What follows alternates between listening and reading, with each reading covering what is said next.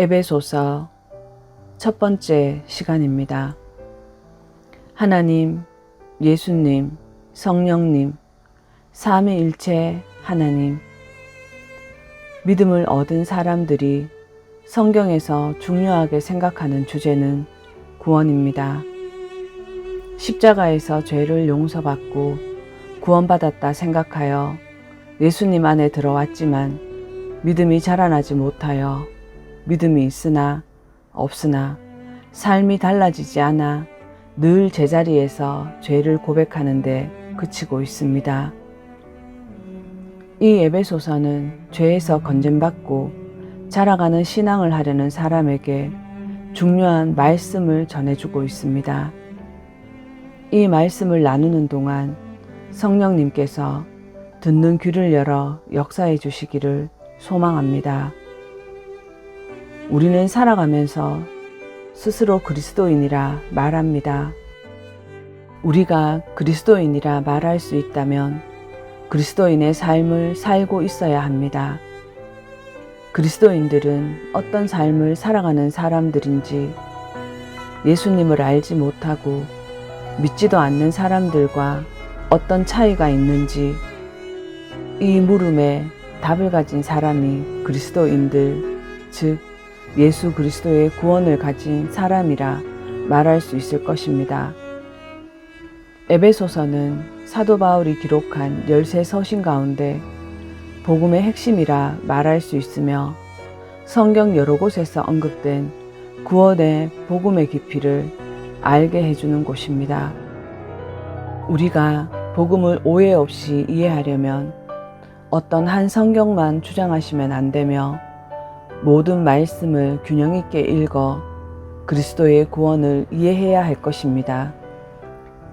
만약 어느 한쪽으로 치우쳐 하나의 복음서만 주장한다면 이단에 빠지거나 끝나지 않은 경주를 홀로 끝난 것처럼 살아가면 구원은 물거품이 되고 말 것입니다.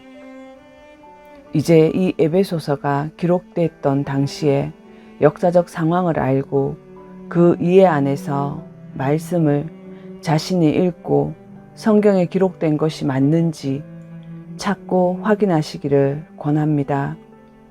또한 누구의 설교든지 유명한 사람들의 훌륭한 설교도 그것은 그들의 깨달음이니 참고하시고 직접 성경을 읽고 주님과 교제를 나누어야 할 것입니다.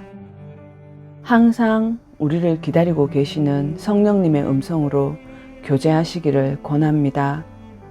사도 바울은 1차, 2차, 3차 그 3번의 전도 여행 중에 40에 1번 감암매를 5번 맞고 3번 태장을 맞았고 돌에 1번 맞아 죽었다고 버려졌으며 배가 3번 파손되는 트라우마가 큰 전도 여행을 무려 10년 동안 하였습니다.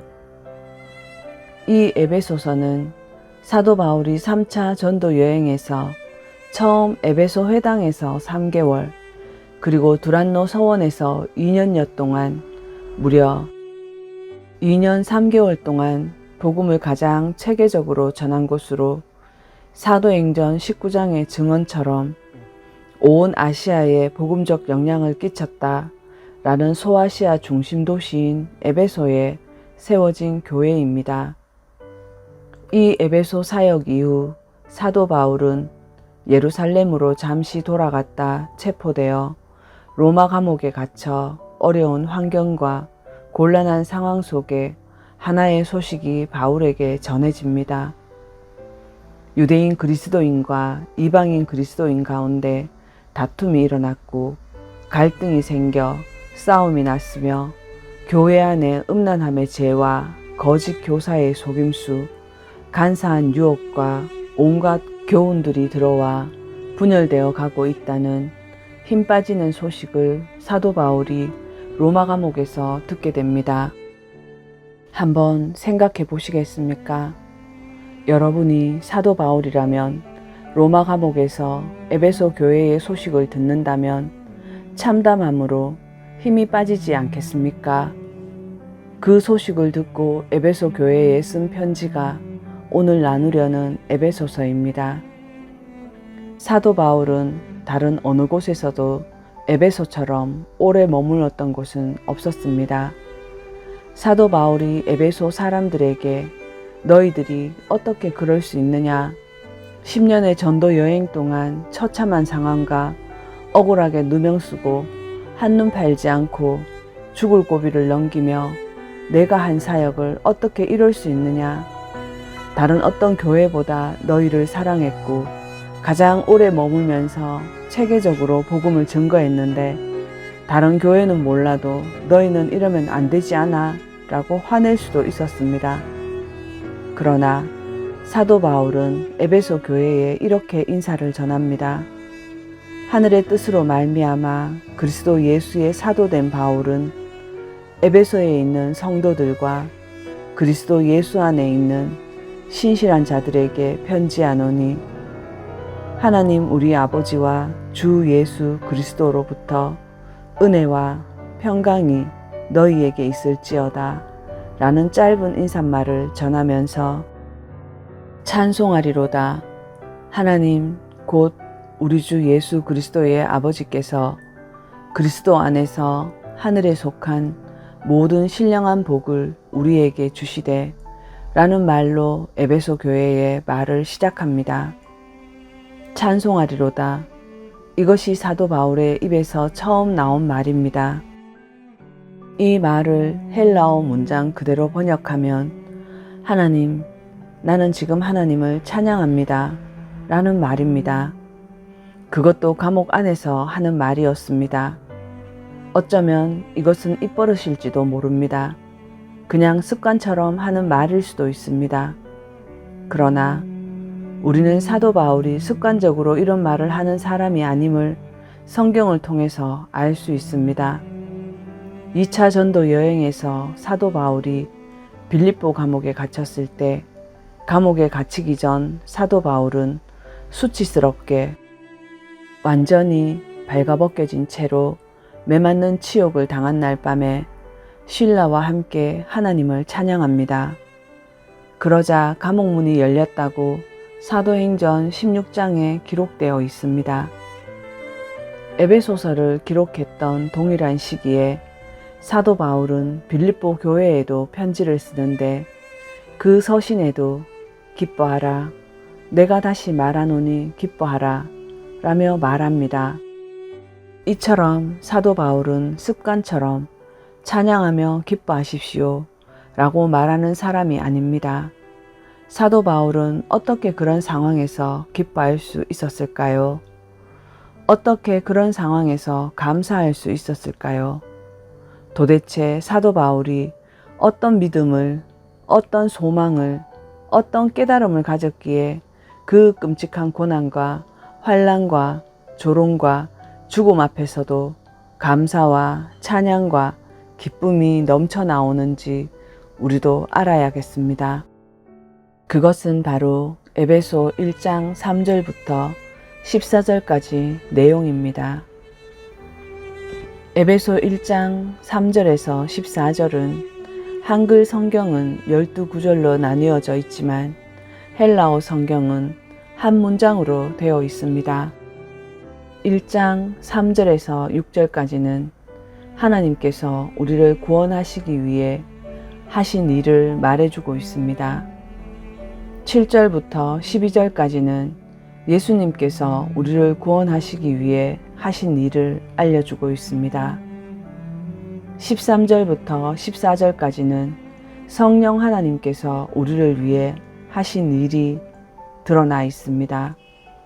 그러므로 에베소서에서 말하는 1장 3절에서 14절까지는 우리의 구원을 위하여 하나님, 예수님, 성령님, 이 삼위일체 하나님께서 각각 어떻게 일하시어 구원하셨는지 알게 하는 곳으로 삼위일체 하나님께서 한 분이신 하나님으로 함께 역사하시는 곳은 에베소서 한 곳뿐입니다. 우리는 구원이라고 말하면 항상 예수 그리스도의 십자가 보혈만을 생각합니다. 예수님의 십자가로 이루어진 구원이 맞지만 그게 전부가 아니라고 말하는 것입니다. 하나님께서 온 세상을 창조하실 때처럼 말씀으로 빛이 있으라, 물이 위아래로 나누어져라, 혹은 죽은 나사로에게 무덤에서 나오라 하시며 말씀으로 우리를 구원하지 않으시고 삼위일체 하나님께서 모든 능력을 다 동원하여 세상 모든 사람이 구원받을 수 있는 길을 열어주셨다 라는 것입니다. 이렇게 삼위일체 하나님께서 우리를 구원하시기 위해 합력하셨습니다. 그리고 하나님께서 사람의 구원을 위해 가장 먼저 하신 것이 있습니다. 1장 3절 찬송하리로다. 하나님 곧 우리 주 예수 그리스도의 아버지께서 그리스도 안에서 하늘에 속한 모든 신령한 복을 우리에게 주시되 하늘에 속한 모든 신령한 복을 우리에게 이미 주었다 라고 하시며 앞으로 주시는 것이 아니며 또한 지금 주고 계신 것이 아니라 이미 주셨다 라고 하는 것입니다. 그럼 그 신령한 복은 무엇일까요? 믿는 그리스도인들조차도 말씀을 읽지 않으므로 그 복을 이 세상의 것으로 눈으로 보며 손으로 잡을 수 있는 물질적인 것이라 생각하여 하늘에 속한 신령한 복을 알지도 누리지도 못하기에 각 개인에게 일어나는 문제들이 풀리지 않고 기도조차 하늘의 것이 아닌 세상적인 복을 구하며 매번 주세요라는 기도의 경우가 대부분이 되는 것입니다. 우리가 신령한 복이 무엇인지, 또한 자신에게 주어진 복이 무엇인지, 어떻게 사용해야 하는지 모르기 때문에 복이 부족하다고 생각하여 기복신앙을 하게 되는 것입니다. 사실 우리의 문제들은 우리의 욕심과 이기심으로 채워지지 않는 것을 채우려 하기 때문에 생기는 것들이 대부분입니다. 이것만 깨달아도 그리스도인의 삶과 기도가 달라질 것입니다. 매일 하나님께 나 복 주세요 이런 기도가 사라지며 하나님 감사합니다. 나에게 이런 복까지 주셔서 감사합니다 라는 기도가 절로 나오게 됩니다. 에베소서는 그리스도인들이 하나님께 먼저 구해야 하는 기도가 무엇인지 1장과 3장에 이렇게 기도하라 가르쳐 줍니다. 그 기도가 무엇인지 보시겠습니다. 저로 하나님을 알게 하여 주소서. 저를 부르시는 소망이 무엇인지 알게 해 주소서. 저를 성도 안에서 기업의 영광의 풍성함이 무엇인지 알게 해 주소서. 우리에게 베푸신 능력의 크심이 어떠한지 깨닫게 해 주소서 라고 구해야 하는 것입니다. 이렇게 기도하면 그 사람은 반드시 하나님 감사합니다. 나에게 주신 복이 무엇인지 알고 내 눈을 열어 내 손에 주어진, 내 삶에 주어진 그 놀라운 축복이 무엇인지를 깨닫게 해주셔서 그리고 그 복을 사용하게 해주셔서 하나님 감사합니다 라는 기도가 나오게 될 것입니다. 그러나 이 말씀에 중요한 비밀도 있습니다. 하나님께서 그리스도 안에 속한 모든 신령한 복을 모든 사람에게 주셨지만 모든 사람이 받아 누리는 것은 아닙니다. 이 복을 받는 곳과 누릴 수 있는 사람이 따로 있다고 말합니다. 이 신령한 복은 오직 그리스도 예수 안에서만이 받을 수 있는 것이므로 그리스도 밖에 있는 사람은 이 복이 있는지도 모르며 경험할 수도 절대로 누릴 수도 없습니다. 이 복을 받아들일 수 있는 유일한 장소는 오직 그리스도 예수 안에 있는 것입니다. 그렇다면 내가 어떻게 그리스도 안에 거하느냐 하는 것입니다. 고린도 후서 5장 그런즉 누구든지 그리스도 안에 있으면 새로운 피조물이라 라고 했습니다. 그렇다면 교회에 열심히 다니는 사람일까요? 아니면 착한 일 많이 하고 교회 일을 열심히 하는 직분자들일까요? 절대로 아닙니다. 그렇다고 착한 일과 교회 일을 하지 말라는 것이 아닙니다. 영과 진리로 예배를 드리고 늘 말씀을 연구하고 모여 나누기를 힘써야 합니다. 이 말은 내 삶이 하나님께서 기뻐하시는 예배가 되는 말씀의 삶을 살아야 하는 것을 말하는 것입니다. 그러므로 누구든지 그 신령한 복은 그리스도 예수 안에 있는 사람, 학벌이 좋든 나쁘든 재능이 있던 없던 상관없이 그리스도 예수 안에 있는 삶을 사는 자는 새로운 피조물이 되어 결코 정죄함도 없으며 병들었거나 가진 것이 없는 초라한 인생일지라도 내가 예수 그리스도 안에 거하는 순간 하늘에 속한 모든 신령한 복이 나에게 쏟아졌다는 것을 말하고 있습니다. 또한 이 복을 주시는 분이 누구신지 정확하게 알고 기도해야 한다는 것입니다. 누구인지도 모르고 내 기도에 응답했다 하여 내 뜻이 이루어졌다 하여 산이나 돌 앞에 가고 무덤을 찾아 목적을 이루어 이 땅에서 부자 되고 남이야 뭐라든 말든 자기만 잘 먹고 잘 살면 된다 라고 생각하여 타협하는 신앙으로 하나님을 우롱하면 안 됩니다. 우리가 반드시 알아야 할 것은 단 한 번 태어나서 아담의 후손으로 살다가 끝이 나는 것이 아니라 부활의 약속 아래 살고 있다는 것을 잊으면 안 되는 것입니다. 그러므로 그리스도인으로서 반드시 알아야 되는 것은 내게 필요한 이 소망과 거룩함이 순종이 하나님으로부터 주어지는 것임을 명확히 깨닫고 우리 주 예수 그리스도의 아버지께서 복의 근원이시며 하나님만이 내 모든 삶의 주인이 되시는 것을 인정하는 것입니다. 그런데 복을 받지 못하는 사람들의 비극이 있습니다. 하나님께서 친히 말씀하신 것입니다. 예레미야 2장 13절입니다. 내 백성이 두 가지 악을 행하였나니 곧 생수의 근원이 되는 나를 버린 것과 스스로 웅덩이를 판 것인데 그것은 물을 저축하지 못할 터진 웅덩이니라. 즉 사람들이 조금 공부하고 아는 것이 있고 돈이 있다 하여 스스로 살 수 있고 스스로 모든 문제들을 해결할 수 있다 생각하여 하나님을 버렸다 하는 것입니다. 그러나 사람은 생명이신 하나님 없이 절대 살 수 없습니다. 왜냐하면 인간은 스스로 생명을 모으지 못하기 때문입니다. 육신 속에서 자신이 모든 것을 결정하고 책임지고 할 수 있다 생각했던 일들도 어느 순간 잘 되지 않아 좌절하여 다른 길을 파고 또 좌절하고 하나님 없이 사는 사람들이 결국은 시기, 욕심, 이기심으로 서로를 무너뜨려 망하는 그것을 인생의 비극이라 합니다. 사실 여기 우리 모두 경험했던 일들일 것입니다.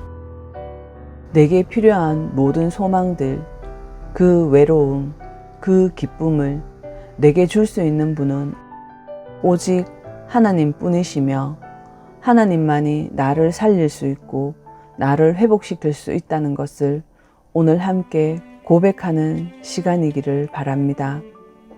하나님, 맞습니다. 저의 죄는 욕심, 이기심, 음란함 그런 게 아니라 생수의 근원인 하나님을 버리고 삶의 모든 문제의 주인이 되어 스스로 해결하여 내 힘으로 이루었다 말하며 나의 영광을 구했습니다.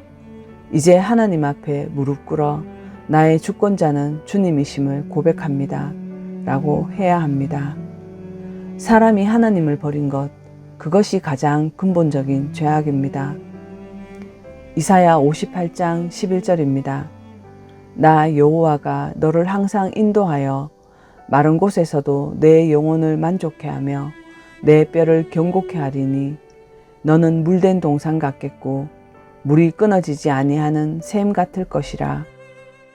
누가 나의 영혼을 만족해 하며 나의 뼈를 견고하게 하고 누가 나를 물된 동산같이 하시는가? 라는 것입니다. 바로 여호와 하나님께서 그렇게 하시는 분이라 하는 것입니다. 오직 하나님이 내 인생의 주어가 되실 때 내 삶과 죽음의 모든 문제가 해결되기 시작합니다. 사람들은 문제의 해결을 위해 가끔 다른 사람들에게 자신의 기도를 부탁하지만 하나님 나라와 관련 없는 목적이 있는 기도는 아무리 기도해도 들어주시지 않을 것입니다.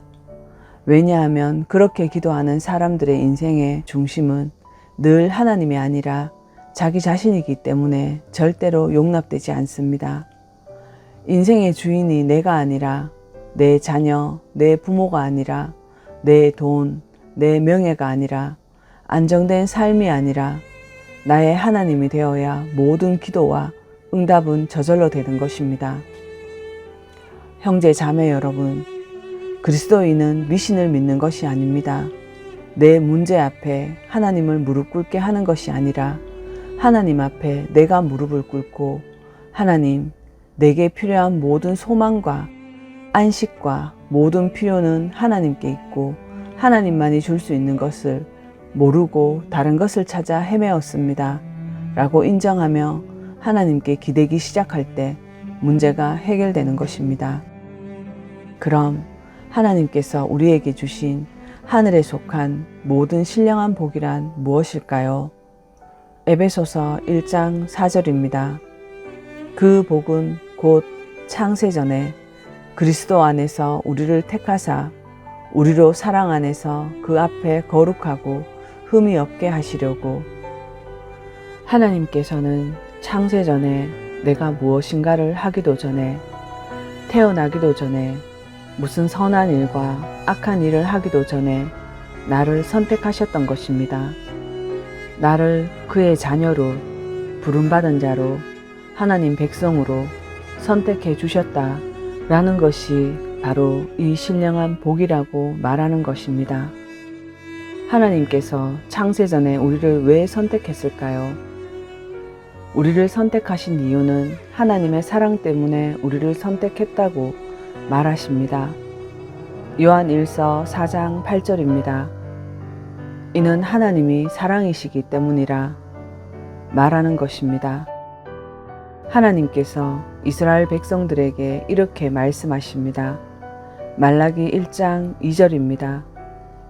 여호와께서 가라사대 내가 너희를 사랑하였노라 하나 너희는 이르기를 주께서 어떻게 우리를 사랑하셨나이까 하는도다.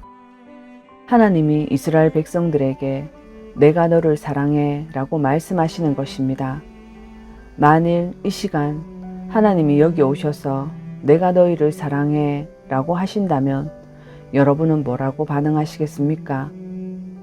뭐라고 대답을 하실 것입니까? 저도 하나님 사랑합니다. 감사합니다. 이게 맞지 않을까요? 그런데 이스라엘 백성들은 하나님께서 내가 너를 사랑해 라는 말에 이렇게 반응합니다. 하나님이 뭘 언제 사랑했어? 내가 도와달라 할 때 도와줬어? 안 도와줬잖아. 그런데 뭘 사랑한다고 하는 거야?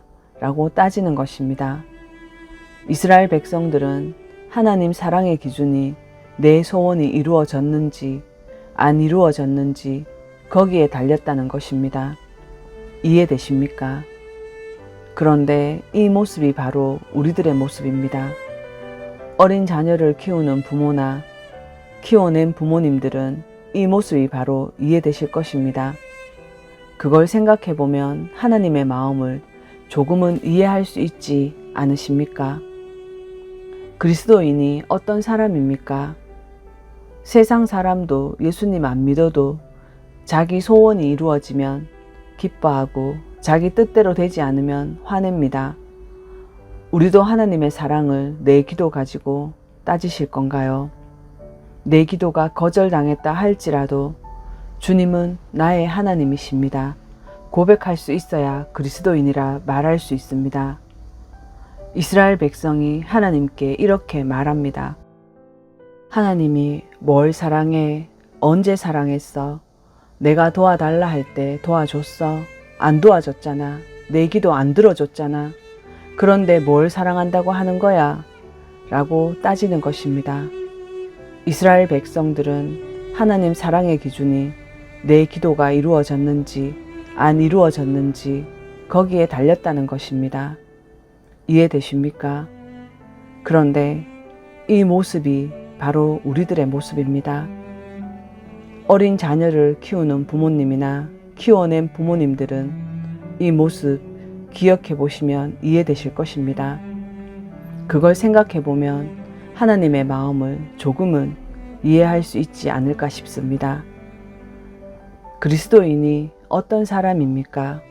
세상 사람도 예수님 안 믿고 자기 소원 이루어지면 기뻐하고 자기 뜻대로 되지 않으면 화를 냅니다. 우리도 하나님의 사랑을 내 기도 가지고 따지실 건가요? 내 기도가 거절당했다 할지라도 주님은 나의 하나님이십니다.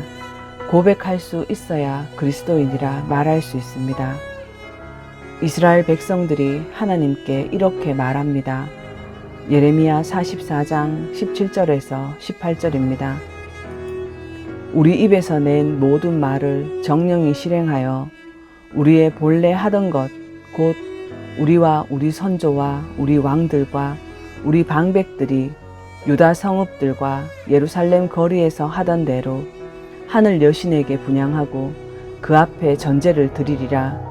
대저 그때에는 우리가 식물이 풍부하여 복을 받고 재앙을 만나지 아니하였더니 우리가 하늘 여신에게 분향하고 그 앞에 전제 드리던 것을 패한 후부터는 모든 것이 핍절하고 칼과 기근에 멸망당하였느니라 하며, 하나님, 우리 이제 우상 섬길 거야. 우상 섬길 때는 먹을 것도 풍부하고 잘 살았어. 우리가 하늘의 여왕에게 분향하고 그 앞에 전제 드리던 것을 패하고부터 모두 궁핍하고 칼과 기근에 멸망을 당했다고 하며 이스라엘 백성이 하나님께 덤빕니다. 그렇다면 이 이스라엘 백성들의 말이 진짜일까요? 아닙니다. 역사가 증명합니다. 역사는 이스라엘 백성이 하나님을 섬길 때부터 복받기 시작했다라고 나옵니다. 이스라엘 백성들이 아주 겁없이 대놓고 하나님께 거짓말하고 무시하며 욕보인 겁니다. 하나님께서 또 말씀하십니다. 예레미야 32장 32절에서 33절입니다. 이는 이스라엘 자손과 유다 자손이 모든 악을 행하며 내 노를 격동하였음이라. 그들과 그들의 왕들과 그 방백들과 그 제사장들과 그 선지자들과 유다 사람들과 예루살렘 거민들이 다 그러하였느니라. 그들이 등을 내게로 향하고 얼굴을 내게로 향치 아니하며 내가 그들을 가르치되 부지런히 가르칠지라도 그들이 교훈을 듣지 아니하며 받지 아니하고 하나님 마음이 어떠하셨을까요? 이렇게 이스라엘 백성들이 하나님 앞에 대놓고 삿대질하고 욕하고 그것뿐만 아니라 등을 돌리고 쳐다보지도 않습니다. 여러분이 하나님이라면 이런 이스라엘 백성 어떻게 하시겠습니까? 이 이스라엘 백성이 누군지 아시지요? 430년 동안 애굽에서 종노릇하며 쓰레기처럼 죽어야 되는 사람들을 하나님의 전적인 은혜로 건져내서 살려낸 사람들입니다. 이런 이스라엘 백성들에게 하나님께서 어떻게 말씀하시는지 보십시오. 로마서 10장 21절입니다. 이스라엘을 대하여 가라사대 순종치 아니하고 거슬려 말하는 백성에게 내가 종일 내 손을 벌렸노라 하셨느니라. 여러분, 여기서 말하는 거스른다는 말이 고급스럽게 완곡하게 표현했지만 이 말은 쌍욕한다는 뜻입니다. 인간이 겁도 없이 하나님께 말입니다. 거스르며 순종치 않고 등 돌린 그 백성들에게 하나님은 수백 년 동안, 수천 년 동안 끊임없이 그 등을 향해서 계속 손을 벌린 채 나 한 번만 보라고 끊임없이 우리 마음의 문을 두드리고 우리 문 앞에서 손 내미시며 기다리고 계십니다. 이 모든 내용이 이스라엘 백성만의 얘기는 아닙니다. 이게 그때나 지금이나 다르지 않으며 이 순종치 않고 거슬려 말하는 백성이 바로 저이며 여러분인 것입니다. 우리가 시시때때로 하나님께 등 돌렸으며 끊임없이 내 마음의 문을 두드릴 때 외면했던 우리 모습입니다. 믿는다고 말하면서 저 산을 옮길 만한 겨자씨만한 믿음도 없는 우리들입니다. 그리고 우리는 우리 삶에 이런 두려움도 가지고 있습니다. 하나님께서 나를 사랑하셔서 구원하셨지만 내가 죄를 짓거나 내 악한 모습을 본다면 하나님은 실망하시고 나는 버려질 거야 라는 두려움과 정죄감으로 하나님과 멀어지려 합니다. 그러나 여러분, 하나님의 한 말씀을 들어보십시오. 로마서 11장 26절입니다. 하나님의 은사와 부르심에는 후회하심이 없느니라. 하나님께서 이렇게 말씀하십니다. 내가 너 사랑한 거, 내 마음 너에게 준 거 후회 안 해 라고 하시는 것입니다. 이분이 우리가 믿는 하나님이십니다. 그러니까 살면서 하나님께서 나한테 실망하셔서 버려진다 라는 생각은 하지 마십시오. 하나님이 우리를 사랑하시고 부르시는 그 부르심에 진심으로 회개하고 돌이켜 합당한 삶으로 형제 자매들과 연합하여 하나님께서 기뻐하시는 삶을 우리가 살면 되는 것입니다. 그렇게 하지 않으시겠습니까? 형제 자매 여러분, 창세기부터 요한계시록까지 수많은 말씀 가운데 이것보다 더 중요한 복음은 없습니다. 하나님이 세상을 이처럼 사랑하사 하나님이 우리를 사랑하신다고 말하는 것입니다. 그러니 우리도 사랑을 받으려고 애쓰는 것 말고 사랑하는 삶을 살아야 합니다. 여러분, 우리 가운데도 부모님 가운데도 여러분의 자녀를 내 목숨보다 더 귀하게 여겨 내가 어떤 수치를 당해도 내 자녀를 사랑한다면 자녀를 위해 필요한 것을 주지 않습니까? 하나님께서 지금껏 우리에게 끊임없이 사랑으로 은혜를 부어주시며 기다리십니다. 로마서 8장 35절입니다. 누가 우리를 그리스도의 사랑에서 끊으리요? 환난이나 공고나 핍박이나 기근이나 적신이나 위험이나 칼이랴. 또 한 말씀을 보겠습니다. 로마서 8장 38절에서 39절입니다. 내가 확신하노니 사망이나 생명이나 천사들이나 권세자들이나 현재 일이나 장래 일이나 능력이나 높음이나 기품이나 다른 아무 피조물이라도 우리를 우리 주 그리스도 예수 안에 있는 하나님의 사랑에서 끊을 수 없으리라. 오늘 이 말씀 함께 붙들고 살아갑시다. 요한 1서 1장 8절에서 9절입니다. 만일 우리가 죄 없다 하면 스스로 속이고 또 진리가 우리 속에 있지 아니할 것이요 만일 우리가 우리 죄를 자백하면 저는 미쁘시고 의로우사 우리 죄를 사하시며 모든 불의에서 우리를 깨끗게 하실 것이요 하나님은 절대 우리를 버리지 않습니다. 설령 내가 죄를 이길 수 없어서 넘어졌다 하더라도 내가 그 죄를 회개하여 돌이키기만 한다면 하나님은 미쁘시고 의로우사 나를 용서해 주시며 나를 불의에서 깨끗게 하시며 나를 다시 사랑해 주시며 나를 성장시켜 나가실 것이니 온전히 우리를 맡겨 말씀을 붙잡고 나아가야 하는 것입니다. 이것이 복음입니다. 이것이 구원입니다. 우리가 모든 말씀을 다 알고 이해할 수 없지만 오늘 나눈 말씀을 다시 읽으시고 성령님과 교제하시어 각자에게 깨닫게 해주시기를 기도하시기 바랍니다. 사도 바울의 말처럼 이 말씀을 받은 우리가 어떻게 하나님을 찬양하지 않을 수 있겠습니까? 하나님을 찬양하고 예배하는 것은 마땅한 것입니다. 말씀을 마칩니다.